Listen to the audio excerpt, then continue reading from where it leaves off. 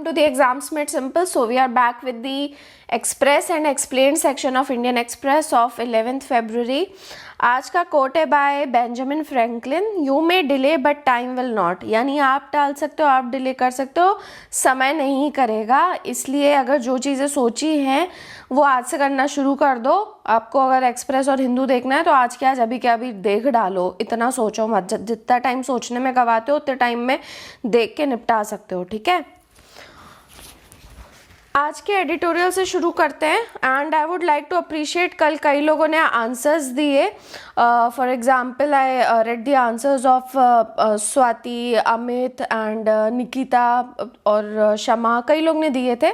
So very good and keep on with it और देते रहिए आंसर्स, आपका खुद का रिवीजन भी अच्छे से होगा।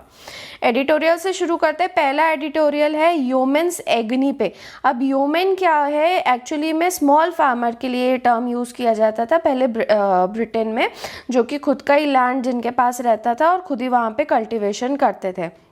अब क्या हुआ है कि पीएम ने चौधरी चरण सिंह की बात करी थी मार्जिनल फार्मर्स को पॉइंट आउट करने के लिए, उनकी दयनीय स्थिति, जिसको सॉरी प्लाइट कह सकते हैं, उसको पॉइंट आउट करने के लिए।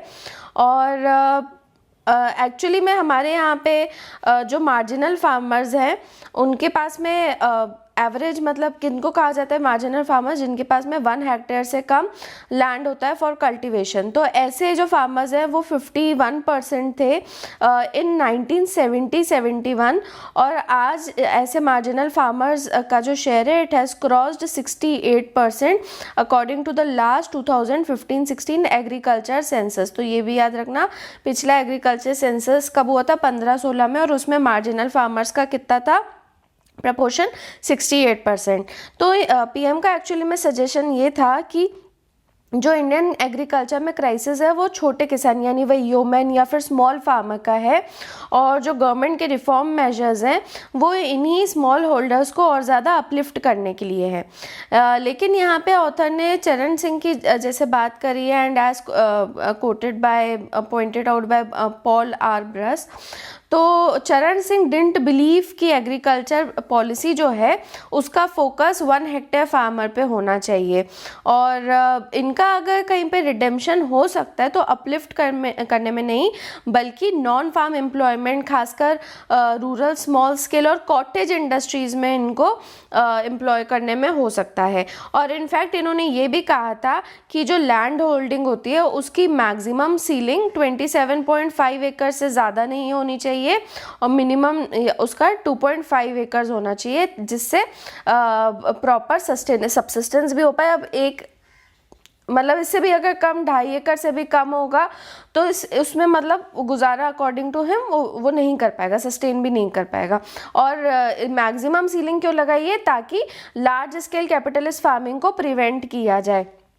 ओके, और उनका एक्चुअली में वही वो मानते थे कि ह्यूमन फार्मर मतलब इतना एफिशिएंट होना चाहिए कि वो खुद के लैंड को खुद कल्टीवेट कर सके और बाहर से उसको एक्स्ट्रा कोई भी एक्सटर्नल उसकी एफर्ट की ज़रूरत ना पड़े।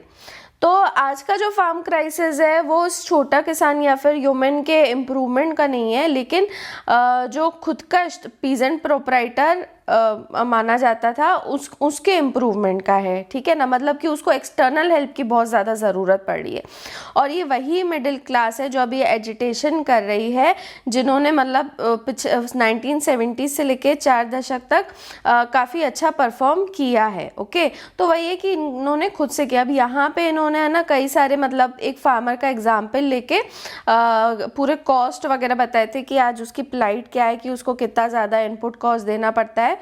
तो हम डायरेक्ट टोटल की अगर बात करें तो अगर 1 बीघा पे जो शुगर केन कल्टीवेट किया जाता है उसमें एक फार्मर को सपोज 62.5 क्विंटल मिलता है, तो सारी चीज़ें जोड़ के जो उसका कॉस्ट आता है वो करीब 13,700 रुपये आता है, ठीक है। और इसमें सारी चीज़ें जोड़ी हुई हैं, उसके मतलब सीड्स वगैरह, उसका मैन्योर एप्लीकेशन जो होता है, फील्ड को प्रिपेयर करने का कॉस्ट, फर्टिलाइज़र्स और दवाइयाँ, इंसेक्टिसाइड, पेस्टिसाइड जो भी डाले जाते हैं, फिर वाटर किस तरीके से पूरा अरेंज किया जाता है, इन सारे कॉस्ट को जोड़ के बताया है। और इसके अगेंस्ट जो स्टेट एडवाइस प्राइस जिसको SAP कह रहे हैं वो दिया जाता है, इट इज़ 325 पर क्विंटल, यानी 1 बीघा ज़मीन पे करीब 20,300 जो है वो मिलता है, यानी कि जो नेट रिटर्न 1 बीघा पे मिलता है it is just 6590 rupees. Okay, इतनी मेहनत करने के बाद में। And this is just 48% above the production cost. इसके ऊपर फिर इनको दूसरी दिक्कत भी आती है कि ऐसा नहीं कि कॉस्ट भी इनको मिल जाता है, डिलेड पेमेंट्स भी होती है। जैसे जो शुगर मिल्स है उनको ये चीज़ है कि 14 दिन के अंदर उनको, जैसे ही आप शुगर केन प्रोक्योर करते हो तो आपको पे करना होता है विद इन 14 डेज, ठीक है, लेकिन वो पेमेंट अक्सर डिले होता है। तो यहाँ पे इन्होंने कहा है कि अगर सारे कॉस्ट अगर देखे जाएँ तो हार्डली 5,000 रुपीज़ पर बीघा मिलता है। ओके, क्योंकि इन्होंने कई सारे कॉस्ट दूसरे भी नहीं जोड़े कि वहाँ पे फैमिली का भी जो लेबर एक्स्ट्रा जाता है, या फिर जैसे ट्रैक्टर्स वगैरह है वो धीरे धीरे थोड़ा ख़राब होने लगता है, उनका रिपेयर वगैरह है क्या, इन सब में भी एक्स्ट्रा कॉस्ट जाता है। और बाकी मतलब उसके जो क्रॉप्स होते हैं छोटे छोटे, जैसे वीट मस्टर्ड थोड़ा थोड़ा कर लिया तो उससे उसको ज़्यादा कुछ उसमें भी नहीं मिलता है। तो नेट इनकम इन्होंने मानी है कि एक मतलब एक उसका एग्जाम्पल लेके, स्मॉल फार्मर का एग्जाम्पल लेके इन्होंने बताया है कि उसकी income less than 10,000 per month आती है। ओके, और खुदकश किसान यानी कि वही जो खुद से प्रोड्यूस कर रहा है, अपने उसमें अपना खुद के लैंड में खुद से कल्टीवेट कर रहा है, तो they have been the change agents of Indian agriculture. और ये वो फुल टाइम फार्मर्स रहे हैं जिनको वही है कि प्रोड्यूस करना ही पड़ता है बेचने के लिए। और and these are not like the marginal subsistence cultivators. और मतलब मार्जिनल सब्सिस्टेंस कल्टिवेटर का क्या होता है, वो सीजनल टाइप भी आते हैं, जैसे लेबरर्स वगैरह हो गए, they would work in the fields while during the season, और उसके बाद में फिर दूसरी नॉन एग्रीकल्चरल एक्टिविटीज़ में भी चले जाते हैं। तो ये जो खुदकश किसान की बात कर रहे हैं, दे exactly know what agriculture is, इसलिए कॉन्ट्रैक्ट फार्मिंग से खुश नहीं है। और कॉन्ट्रैक्ट फार्मिंग जो शुगर केन में लेकर आए थे उसमें उसका प्रॉपर इन्फोर्समेंट नहीं होने की वजह से इट हैज़ फेल्ड। और ये जो डीरेगुलेशन किया जा रहा है प्रोड्यूस मार्केट्स का, ये देख इनको ऐसा लग रहा है that it is a further step by the government to escape responsibility. Okay, अब ये नेवर अगेन जो आर्टिकल आया ये जूइश और इज़राइल जूइश कम्युनिटी के ऊपर एक्चुअली में आया है, और एंटी सेमिटिज़म की यहाँ पे बात की जाएगी। तो 27 जनवरी को जो है जूइश कमेटी ने ऑब्जर्व किया था the anniversary of liberation of Auschwitz Birkenau, ठीक है।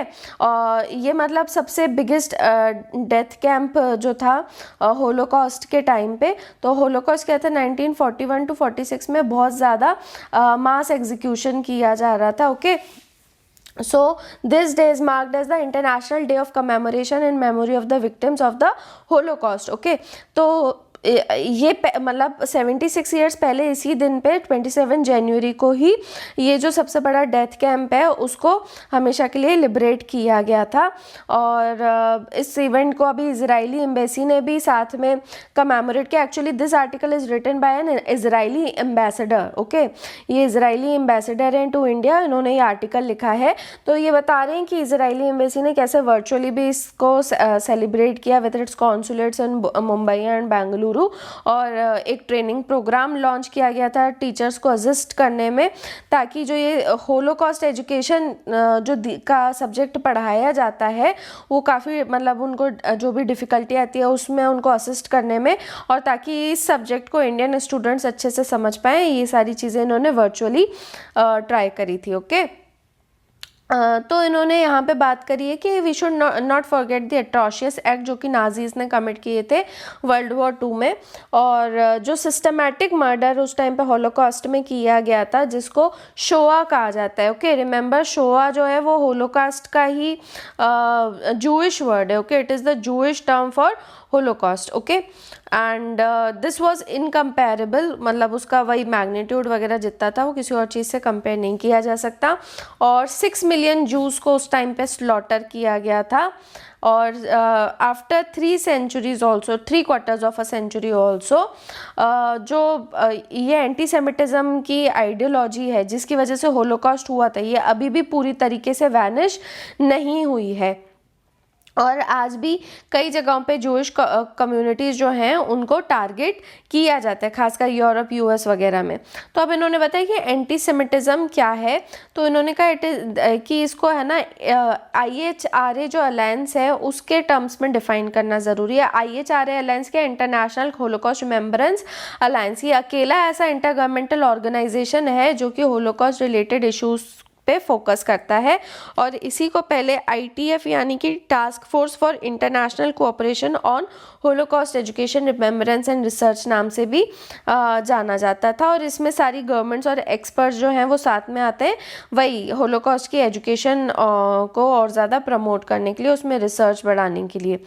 ओके, तो इन्होंने इनकी जो वर्किंग डेफिनेशन है एंटीसेमिटिज्म की वो क्या है कि it is a certain perception of Jews which may be expressed as hatred towards Juj.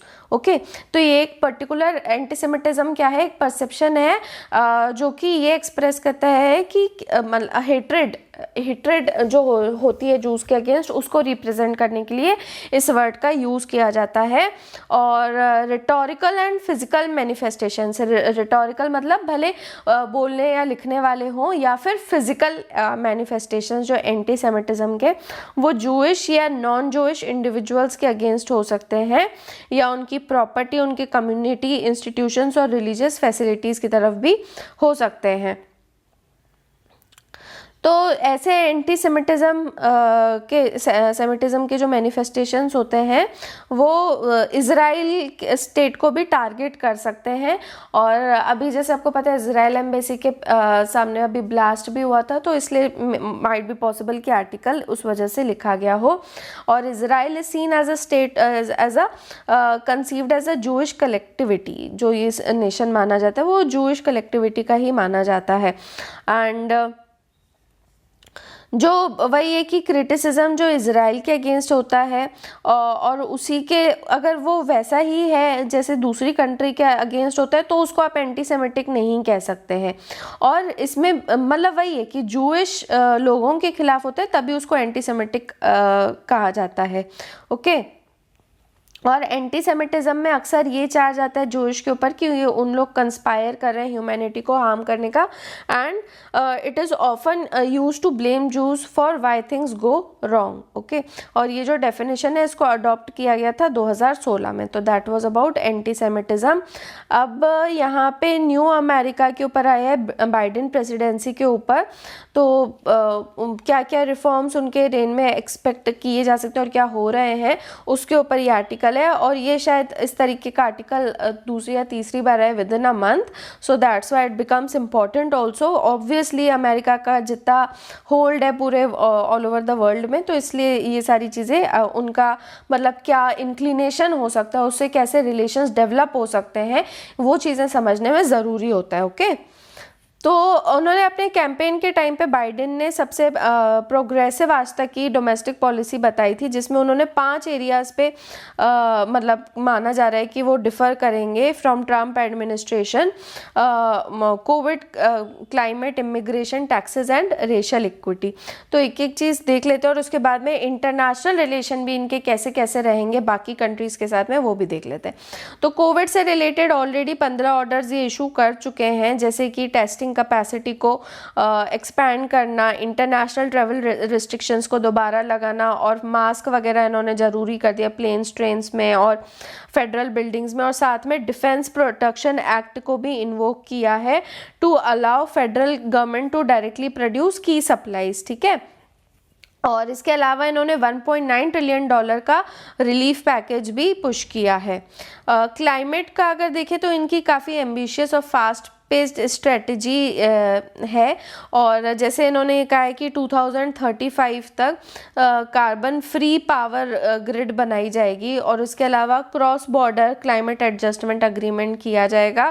Paris climate agreement को भी इन्होंने दोबारा से रीजॉइन कर लिया है, और जो कीस्टोन पाइपलाइन परमिट था उसको इन्होंने रिवोक कर लिया है, जिसमें पेट्रोलियम पाइपलाइन को जोड़ा जा रहा था यूएस कनाडा से। यूएस को कनाडा से जोड़ा जा रहा था।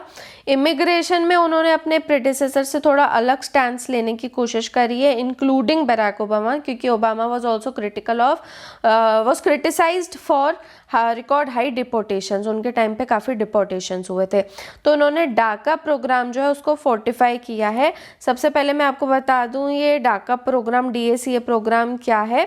So it is deferred action for childhood arrivals.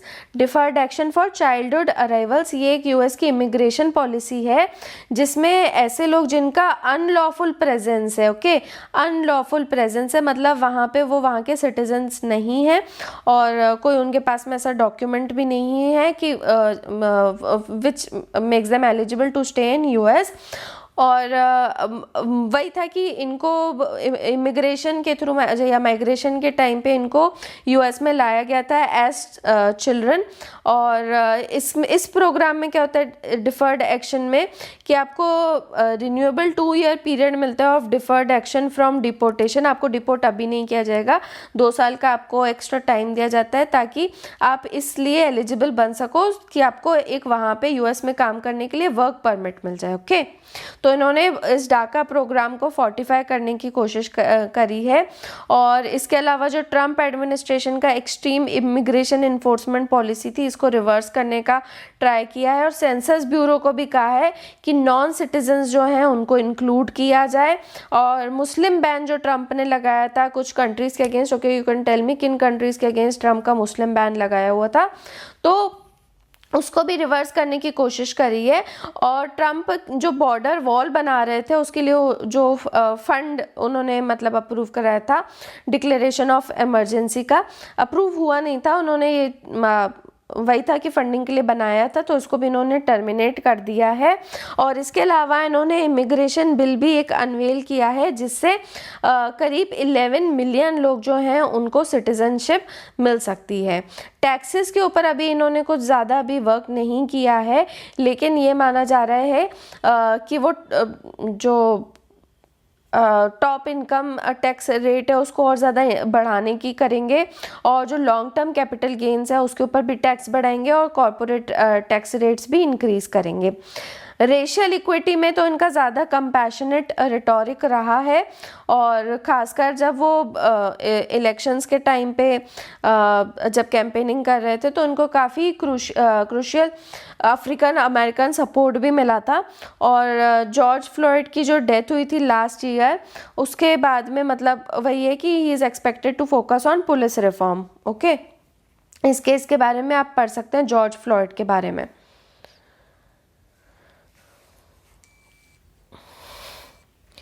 आगे फिर इन्होंने अपनी इंटरनेशनल अप्रोच के बारे में कहा है कि ये जो इनकी रहेगी अप्रोच वो उनके अलाइज वगैरह के ऊपर डिपेंड करेगी। तो इन्होंने एक असेसमेंट दिया है with respect to major countries, जैसे चाइना के लिए कहा है कि इनका असर्टिव स्टैंस ही रहेगा, और ताकि वो अमेरिका के जो यूरोपियन और एशियन अलाइज हैं उनको अपील कर सके यूएस को ज्वाइन करने के लिए।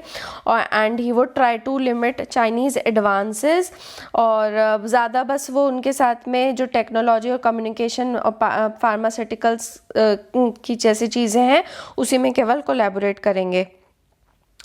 रशिया का कहा है कि ट्रम्प तो काफ़ी डिफरेंशियल थे, मतलब ज़्यादा उनकी तरफ वो नहीं थे, लेकिन बाइडेन का इस तरीके से हो सकता है कि ना रहे इंक्लिनेशन, और ये भी नहीं कि वो अब ओबामा की तरह वो पूरा रीसेट करेंगे अपने रिलेशंस को रशिया के साथ। तो इनका मानना है कि हो सकता है कि रिलेशंस जो हैं वो कंटेंशियस रहें। और ईरान के केस में again he would break from the approach of Trump और एक मल्टीलैटरल अप्रोच अपनाएंगे। तो जैसे अभी फ्रेंच प्रेसिडेंट के साथ में इन्होंने ये कहा है कि ये एक न्यूक्लियर डील परसू करने की कोशिश कर रहे हैं, तो धीरे धीरे हो सकता है कि ये ईरान के ऊपर से सैंक्शंस हटाएं जब तक वो न्यूक्लियर डील के साथ में कंप्लाई नहीं करते। और इसके अलावा बाइडेन ने ऑलरेडी जो US support Saudi led offensive activities की तरफ जा रहा था अगेंस्ट येमेन साउथीज, उसको भी एंड कर दिया है। इंडिया के केस में कहा है कि काफ़ी पोटेंशियल है कि रिलेशन जो हैं वो स्ट्रेंथन होंगे और खासकर ट्रेड और टेक्नोलॉजी पे अलाइनमेंट जो है वो काफ़ी बढ़ेगा।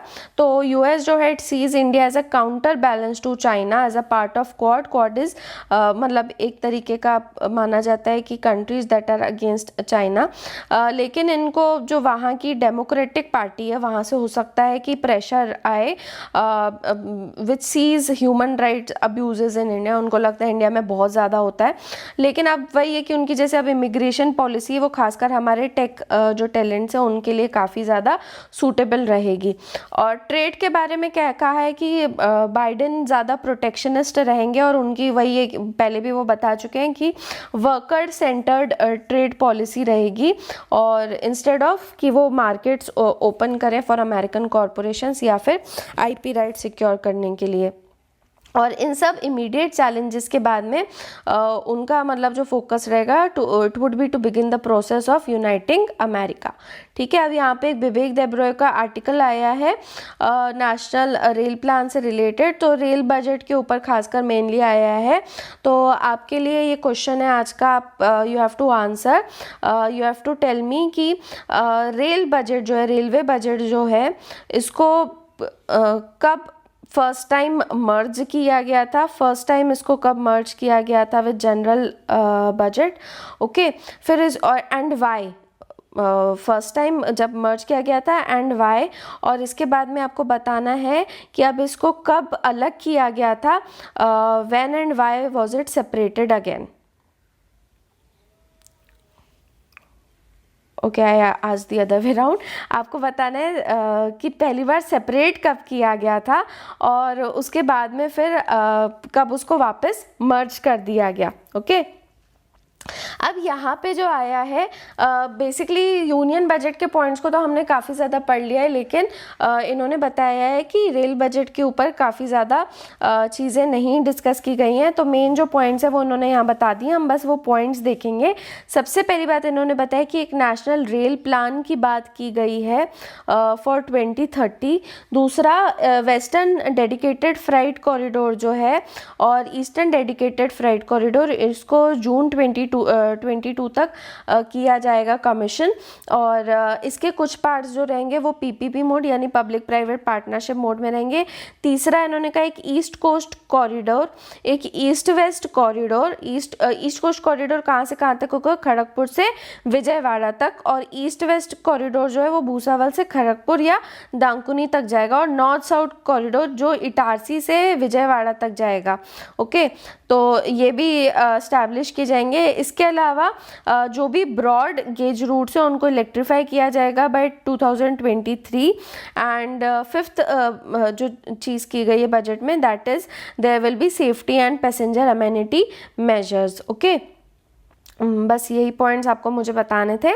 और आगे आते हैं मिसकंसीव्ड अप्रोच।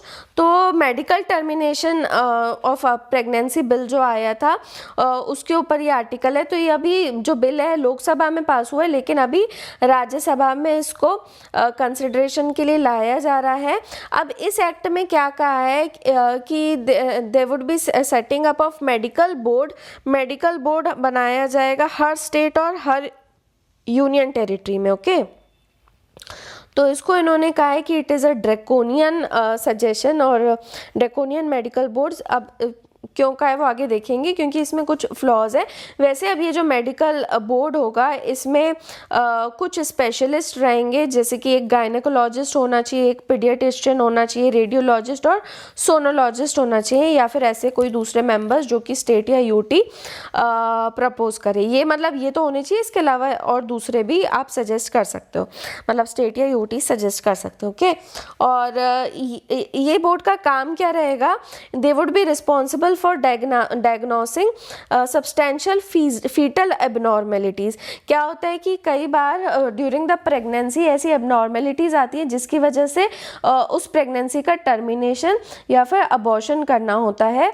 तो ये कब ज़्यादा क्रिटिकल हो जाता है? आप वैसे टाइम लिमिट होती है कि with in 24 weeks you can terminate the pregnancy, लेकिन 24 वीक के बाद में it becomes dangerous for the mother also. Okay, तो इसकी वजह से ये बोर्ड बनाया गया है और इनका काम यही रहेगा कि ये डायग्नोस करना कि क्या मतलब ऐसा टर्मिनेशन ज़रूरी है, और if there are substantial abnormalities in the fetus. Okay, तो मेडिकल बोर्ड जो हैं ये एक तरीके के थर्ड पार्टी ऑथराइजेशन है, और इनको वैसे जो medical termination of pregnancy act 1971 आया था उसमें इनको कोई मतलब ऑथराइजेशन नहीं था। ओके, और अब इनका कहना है कि जो अभी आपके health care budgetary challenges already हैं, जैसे आपको पता है हमने कल भी डिस्कस किया था कि हेल्थ केयर और कौन से चैलेंजेस हैं जिनको अभी भी बजट में नहीं काउंट किया गया है।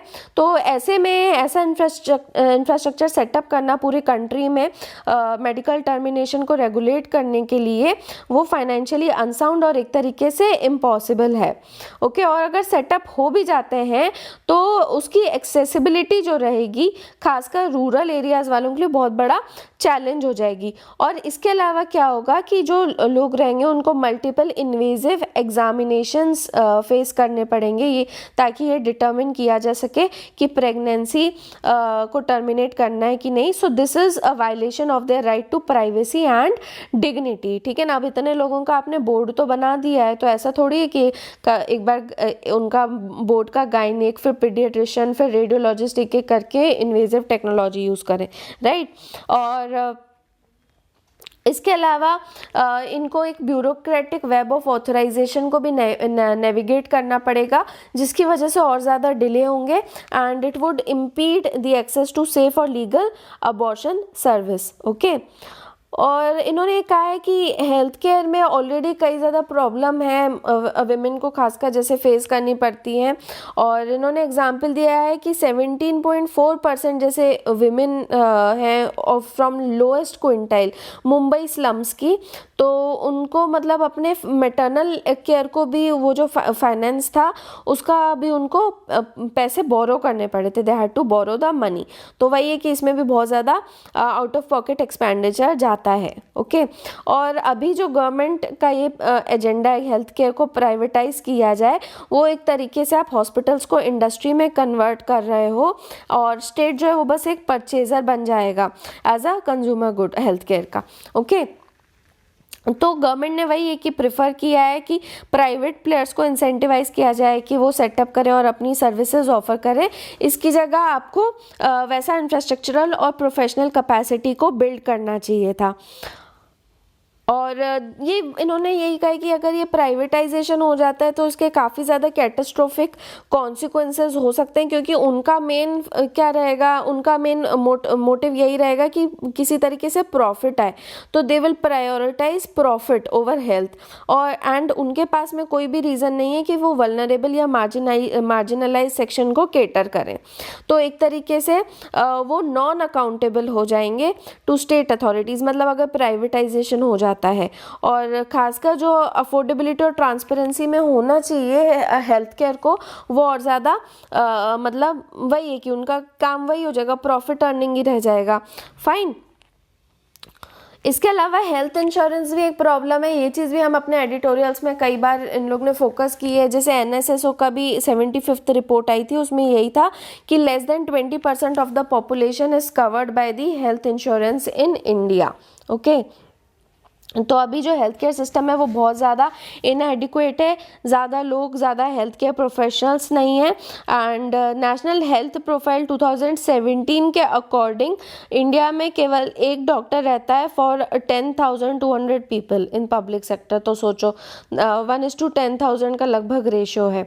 और इसके अलावा अगर आप कम्युनिटी हेल्थ सेंटर्स की बात करो तो इन्होंने कहा है कि बहुत अक्यूट शॉर्टेज है, करीब 80% शॉर्ट हैं ऑफ स्पेशलिस्ट डॉक्टर्स जो कि इतने इक्विप्ड हो कि वो अबॉर्शंस परफॉर्म कर पाएँ। And in fact in states like Arunachal Pradesh, Meghalaya, Mizoram and Sikkim, वहाँ पे तो 100% शॉर्टफॉल है इन दी अवेलेबिलिटी ऑफ पीडियाट्रिशियंस। अब वही है कि 100% शॉर्टफॉल है, एक भी पीडियाट्रिशियन वहाँ पे सही नहीं है। तो और आपकी रिक्वायरमेंट ये मेडिकल बोर्ड हर स्टेट में कॉन्स्टिट्यूट करना है और वहाँ पे एक स्पेशलिस्ट होना चाहिए। तो कैसे किया जाए? ओके, तो इससे ये पता चलता है कि government is failing to ensure public health availability. और इसलिए यहाँ पे इन्होंने कहा है कि ऐसे मेडिकल बोर्ड्स अभी कॉन्स्टिट्यूट नहीं होने चाहिए। ओके, अब एक्सप्लेन सेक्शन में आते हैं। The move to privatize banks. तो अभी क्या हो रहा है कि 1969 में नेशनलाइज किया गया था गवर्नमेंट ओन बैंक्स, उस टाइम पे बनाई गई थी। नेशनलाइजेशन के बाद 51 ईयर्स हो चुके हैं उसको, अब उसका प्राइवेटाइजेशन किया जा रहा है। तो अब प्रपोजल क्या है कि बजट में अनाउंस किया गया है कि 2 public sector banks along with IDBI और एक जनरल इंश्योरेंस कंपनी को इस साल में प्राइवेटाइज किया जाएगा। और साथ में स्ट्रेटेजिक सेल या डिसइन्वेस्टमेंट पॉलिसी भी अनाउंस करी है 4 सेक्टर्स में, including banking, insurance and financial services, जहाँ पे गवर्नमेंट का बेयर मिनिमम प्रेजेंस रहेगा। तो बेसिकली क्या हुआ है कि इतने सालों से गवर्नमेंट कैपिटल इंजेक्ट करके आई है और रिफॉर्म्स कई सारे हुए हैं, उसके बावजूद कोई खास फ़ायदा नहीं मिला है कई सारे अभी बैंक्स में बहुत ज़्यादा स्ट्रेस्ड एसेट्स हैं और वो प्राइवेट बैंक से भी ज़्यादा हैं। और वो बाकी चीज़ों में भी, ये मतलब ना केवल स्ट्रेस्ड एसेट्स में बल्कि प्रॉफिटेबिलिटी, मार्केट कैपिटलाइजेशन, इन सब में भी प्राइवेट बैंक से पीछे ही चल रहे हैं। तो लॉन्ग टर्म प्रोजेक्ट में वैसे कई सारे बैंक्स को प्राइवेटाइज किया जाएगा और गवर्नमेंट को फ्री अप किया जाएगा जो कि अभी मेजॉरिटी ओनर है। ओके, और लेकिन अभी स्टार्टिंग यही है कि 2 बैंक्स को किया जाएगा और इनका सिलेक्शन कैसे होगा, एक प्रोसेस रहेगा जिसमें नीति आयोग रिकमेंडेशन करेगा, फिर एक कोर ग्रुप ऑफ सेक्रेटरीज रहेगा ऑन डिसइन्वेस्टमेंट, वो कंसिडर करेंगे, और फिर एक ऑल्टरनेटिव मैकेनिज्म रहेगा या फिर ग्रुप ऑफ मिनिस्टर्स। तो अब ये सवाल है कि कौन से इशूज़ हैं जो कि PSU बैंक्स को प्लेग कर रहे हैं। तो वही है कि इतना ज़्यादा कैपिटल जो इंजेस्ट किया गया है और उसके बाद में फिर इतने मर्जर्स हुए हैं, उसके बाद में भी ये लैग कर रहे हैं और नॉन परफॉर्मिंग एसेट्स काफ़ी ज़्यादा हैं। और इनफैक्ट अब दिक्कत क्या है कि कोविड रिलेटेड अभी तो रिलैक्सेशंस दिए गए थे, लेकिन जैसे इनको लिफ्ट किया जाएगा तो फिर हो सकता है कि और ज़्यादा NPAs और लोन लॉसेस रहें। तो RBI की जो अभी फाइनेंशियल स्टेबिलिटी रिपोर्ट आई है उसमें ये कहा गया है कि 2020 में जैसे ग्रॉस NPA रेशो जो था सारी कमर्शियल बैंक्स का वो 7.5% था, तो वो 2021 तक 13.5% हो जाएगा। ओके, और उसमें भी अगर आप देखो ध्यान से तो पब्लिक सेक्टर बैंक्स का 16.2% तक चला जाएगा और प्राइवेट का 7.9% तक। तो पब्लिक सेक्टर बैंक्स में बहुत ज़्यादा NPA की प्रॉब्लम बढ़ने वाली है। तो इसका मतलब क्या है कि फिर से गवर्नमेंट को इक्विटी इंजेक्ट करनी पड़ेगी वीक पब्लिक सेक्टर बैंक्स में। और गवर्नमेंट जो है अभी वो कोशिश एक्चुअली ये कर रही है कि जो स्ट्रॉन्ग बैंक्स हैं उनको स्ट्रेंथन किया जाए और उनका नंबर जो है उसको मिनिमाइज़ किया जाए बाय प्राइवेटाइजेशन, ताकि उनका जो बर्डन है सपोर्ट करने का वो थोड़ा कम हो पाए। ओके, हुआ क्या था, प्राइवेट बैंक्स मतलब क्यों पहले नेशनलाइज किया गया था उनको, तो 19 जुलाई 1969 में जो 14 बड़े प्राइवेट बैंक्स थे उनको नेशनलाइज किया गया था। और यही था कि बैंकिंग सेक्टर को सोशलिस्ट अप्रोच के साथ में अलाइन किया जाए, ये उस टाइम का आइडिया था। ठीक है, aligning the banking sector with the socialist approach. Okay, उसके बाद में ये 69 में हुआ था, लेकिन 55 में SBI को ऑलरेडी नेशनलाइज कर चुके थे और इंश्योरेंस इंश्योरेंस सेक्टर को 56 में कर चुके थे। तो 2015 में फिर गवर्नमेंट ने सजेस्ट किया था कि प्राइवेटाइजेशन किया जाए, लेकिन उस टाइम पे RBI governor was not in favour of this. अब ये पूछ रहे हैं कि क्या प्राइवेट बैंक्स बेटर कर रहे हैं? हाँ, कर रहे हैं, क्योंकि अब 2015 में इनका लोन्स में शेयर जैसे केवल 21% था, पर वो आज बढ़ के 36% हो गया है लोन्स में 2020 तक, ठीक है। और कंपटीशन 1990s के बाद में खासकर बहुत ज़्यादा बढ़ा है आफ्टर 1990s, क्योंकि कई सारे प्राइवेट बैंक्स आ गए हैं जिन्होंने और ज़्यादा एक्सपेंशन किया है नए प्रोडक्ट्स का यूज़ करके, बेटर टेक्नोलॉजी, बेटर सर्विसेज का यूज़ करके। तो ये कह सकते हैं कि हाँ, कुछ एरियाज़ में तो इन्होंने अच्छा परफॉर्म किया है। ये जैसे एचडीएफसी बैंक भी है, तो उसका आज मार्केट कैपिटलाइजेशन 8.8 लाख करोड़ है, जबकि एसबीआई का केवल 3.5 लाख करोड़ है। लेकिन दूसरे क्वेश्चंस भी उनकी परफॉर्मेंस के ऊपर कई बार उठाए गए, खासकर गवर्नेंस के इशू के ऊपर। जैसे आईसीआईसीआई बैंक की एमडी और सीईओ चंदा कोचर हैं, तो उनको सैक किया गया है वही ड्यूबियस लोन्स देने के केस में। और इसके अलावा येस बैंक और लक्ष्मी विलास बैंक में भी इस तरीके के गवर्नेंस प्रॉब्लम्स देखे गए हैं। और आरबीआई ने जैसे एसेट क्वालिटी रिव्यू करवाया था 2015 में, तो कई सारे प्राइवेट बैंक्स और इंक्लूडिंग येस बैंक का पता चला था कि वो अपने एनपीएस को अंडर रिपोर्ट कर रहे हैं। तो अब गवर्नमेंट और आरबीआई का स्टैंड क्या है प्राइवेटाइजेशन को लेके सिंस 1969? तो उस टाइम पे तो नेशनलाइजेशन कर दिया था, obviously they were against privatisation. 2004 से 14 तक जो यूपीए गवर्नमेंट थी, उन्होंने भी कोई भी इस चीज़ के ऊपर डिसीजन नहीं लिया है, जबकि कई कमिटीज़ ने प्रपोज किया था कि गवर्नमेंट स्टेक जो है पब्लिक बैंक्स में वो 51% से कम होना चाहिए। ये चीज़ याद रखना। जैसे नरसिम्हन कमेटी भी जो बनी थी, उसने यही प्रपोज किया था कि 33% स्टेक रहना चाहिए। और उसके बाद में पीजे नायक कमेटी जो बनी थी, उन्होंने भी कहा था कि लेस देन 50% स्टेक रहना चाहिए गवर्नमेंट का। ओके, अब एनडीए अपने सेकेंड टर्म में पुश कर रही है प्राइवेटाइजेशन के लिए और पीएसयू बैंक्स को कम करने की कोशिश कर रही है to 5 और 6। लेकिन मेन क्वेश्चन वही रहता है कि ये प्राइवेट बैंक्स ने जो गलतियां 1960s में की थी दोबारा तो नहीं करेंगे, क्योंकि एक वाइड स्प्रेड परसेप्शन है कि इनको अपनी जो बड़ी सोशल रिस्पॉन्सिबिलिटीज़ है उसका आइडिया नहीं है और इनको वही केवल प्रॉफिट मेकिंग में है। जैसे हेल्थ केयर में बात करी, उसी तरीके से यहाँ पे भी बोल रहे हैं कि यहाँ पे भी वही चीज़ है कि प्राइवेट सेक्टर का मेन मकसद यही रहता है, प्रॉफिट मेकिंग। और क्या वो मतलब अपने लोन पोर्टफोलियोज को डाइवर्सिफाई करेंगे? जैसे उस टाइम पे तो उन्होंने ये चीज़ें नहीं करी थी और वो उस टाइम पे भी केवल अर्बन सिटीज़ और अर्बन एरियाज़ में ही एक्सपेंशन करते रह गए थे। ओके, तो क्या ज़्यादा और पीएसयू बैंक्स को प्राइवेटाइज किया जाएगा? तो अभी 10 नेशनलाइज्ड बैंक्स हैं अलॉन्ग विथ आईडीबीआई और एसबीआई। तो गवर्नमेंट जो टॉप 3 है इंक्लूडिंग एसबीआई, उनको तो टच नहीं करेंगे। इसके अलावा जो स्मॉलर और मिडिल लेवल बैंक्स हैं, उनको हो सकता है कि फिर प्राइवेटाइज कर दिया जाए। अब कोच राजबोंशी वोट की बात की गई है। असम और वेस्ट बंगाल में दोनों स्टेट्स में इलेक्शन होने वाले हैं, तो कोच राजबोंशी कम्युनिटी की यहाँ पे बात हो रही है। तो ये कौन है? ये एक्चुअली में वो कम्युनिटी है जिसके रूट जो है वो कामता किंगडम में जाते हैं। कामता किंगडम जो था वो असम, वेस्ट बंगाल और आसपास की टेरिटरीज को मिला के बना हुआ था। और मिडियवल पीरियड में ये कम्युनिटी काफ़ी डोमिनेंट थी और कामतापुर टेरिटरी में रूल करती थी। और इसमें बांग्लादेश, वेस्ट बंगाल, बिहार और इंडिया के नॉर्थ ईस्ट के भी पार्ट्स आते थे। आज ये कहाँ पे पाए जाते हैं? आसाम, मेघालय, वेस्ट बंगाल, बिहार में, और बांग्लादेश, नेपाल और कुछ पार्ट्स ऑफ भूटान में भी हैं। पॉलिटिकली इनका सिग्निफिकेंस कितना है? तो वेस्ट बंगाल में करीब ये 33 लाख हैं, खासकर नॉर्दर्न डिस्ट्रिक्ट्स में, और असम में भी इनका काफ़ी ज़्यादा प्रेजेंस है। तो असम की अगर बात करें तो they can influence around 28 constituencies out of 126।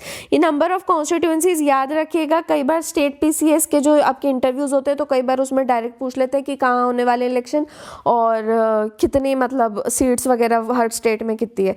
मतलब एटलीस्ट मुझसे तो हर बार ही पूछा गया ये, ठीक है। तो असम का ये याद रखना 126 कॉन्स्टिट्यूएंसीज हैं। और वेस्ट बंगाल में याद रखना कि 15 सीट्स को ये इन्फ्लुएंस कर सकते हैं आउट ऑफ 294। तो याद रखना 294 असेंबली सीट्स हैं और असम में 126 हैं। अभी आपको कर्नाटका की भी बताई थी when there was a discussion on Lingayat community. तो you can tell me in the comment section कि कर्नाटका में कितनी असेंबली सीट्स हैं। ओके,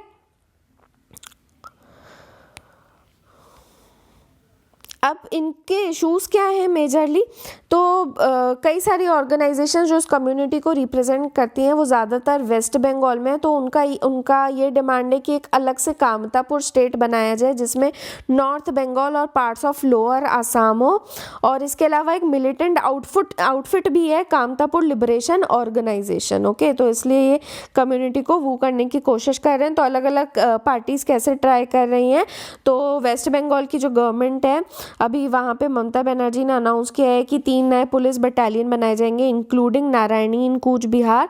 और जो एक कोच राजवंशी, इनकी काफ़ी टाइम से डिमांड थी कि इंडियन आर्मी में नारायणी रेजिमेंट होना चाहिए।